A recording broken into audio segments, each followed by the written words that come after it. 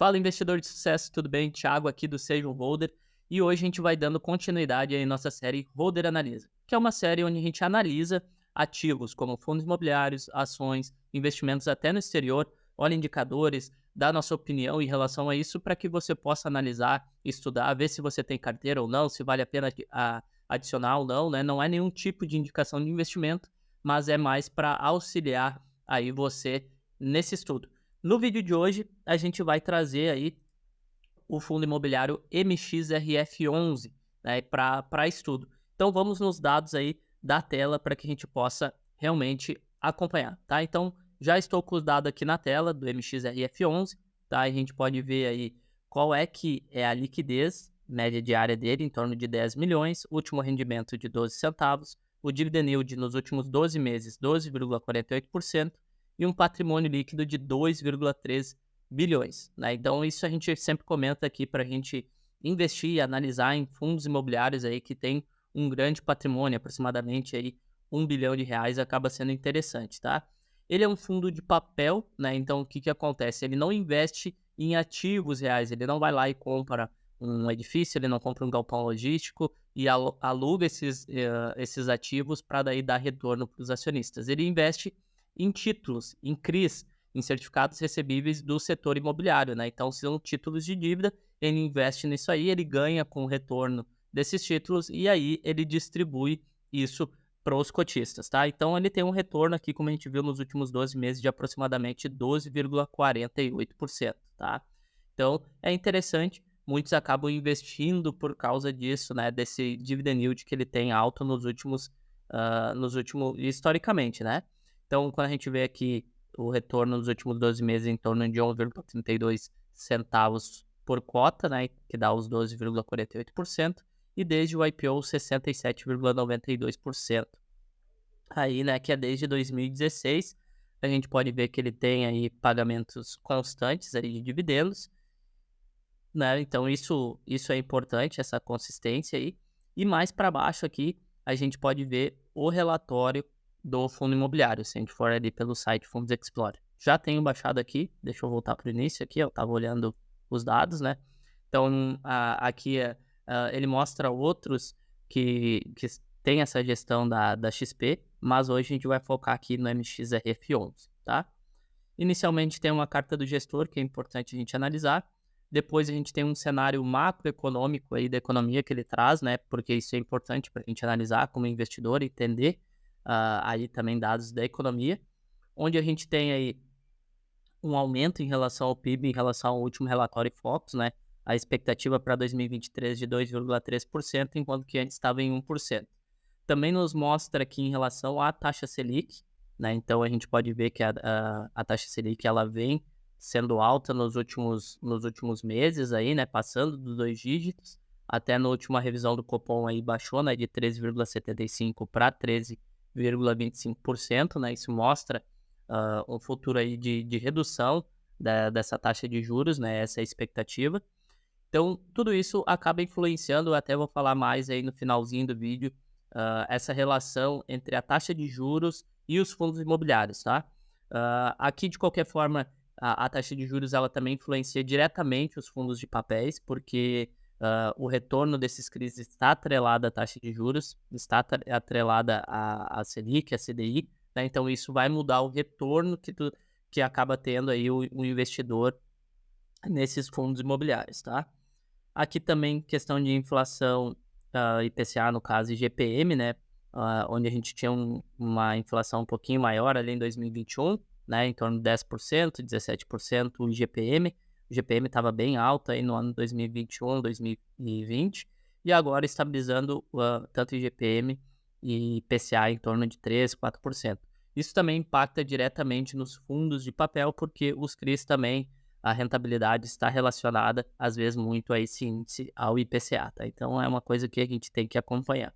A taxa de juros para financiamento de imóveis, ela subiu bastante aí nos últimos 2 anos, isso impacta diretamente também o setor imobiliário, né? Então, a gente pode ver aqui relação de vendas acumuladas até nesse período de junho, muito parecido com 2021, 2022, 2023 também, né? Quando a gente vai pegar tanto econômica, a classe econômica, média e alta renda e o total, e os lançamentos de novos imóveis aí reduziu aí um pouco em relação aos anos de 2021 e 22, tá? Então tudo isso acaba impactando sim o mercado de imóveis. Aqui tem um dado que o gestor traz, que é a questão dos distratos que vem reduzindo, né, ao longo dos últimos anos. Isso mostra que o mercado ele está se preparando melhor em relação a isso, em relação a possíveis crises, né? Então, isso é interessante. E o mercado de crise, que afeta diretamente aí os títulos de papéis, ele vem subindo nos últimos anos, né? Então, isso traz um estímulo maior aí também para o setor imobiliário, e isso afeta diretamente os fundos imobiliários de papel, tá? Com esse aumento dos CRIs. Agora a gente vai aí mais para os dados do fundo imobiliário, tá? Então, aqui a gente pode ver o patrimônio líquido perto de 2 bilhões realmente, número de cotas aí 226 milhões aproximadamente, né? Tem um número de cotas grandes, assim como o número de cotistas. A gente pode ver aí que o número de cotistas ele passa de 800 mil, quase 900 mil cotistas. Hoje o MXRF11 é o fundo que mais tem cotistas na Bolsa de Valores, né? E o segundo colocado, que é o HGLG, se eu não me engano, tem metade do número de cotistas. Então isso mostra uma boa aceitação do mercado em relação a esse fundo imobiliário. E aqui, então, em relação ao portfólio de investimentos do fundo, a gente pode ver que principalmente CRI, né, que está relacionado a um fundo de papel, 76%, mas é interessante que ele tenha uma diversificação, né, em permutas, fundos, outros fundos imobiliários e caixa. E um percentual interessante em outros fundos imobiliários, né, 16%. Então, isso traz uma diversificação aí para o fundo que é importante. Resultado, a gente pode ver aí que o resultado de dividendos em torno de 12 centavos, 11 e 12 centavos nos últimos meses, e o resultado também constante.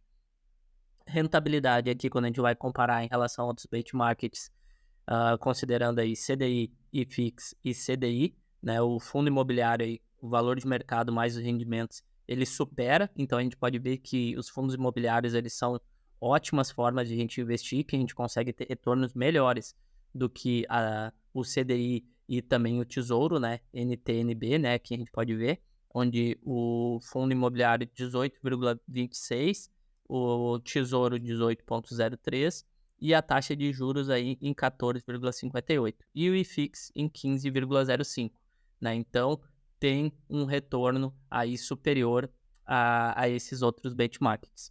Quando a gente vai olhar aqui em relação à rentabilidade aí desses CRIs, né? A gente pode ver que estão atrelados a maior parte ao IPCA, então 55,88% e 43,25% em relação ao CDI. Então, por isso que é importante a gente acompanhar aí dados de inflação, dados de juros, porque isso vai estar diretamente atrelado à rentabilidade dos fundos de papéis.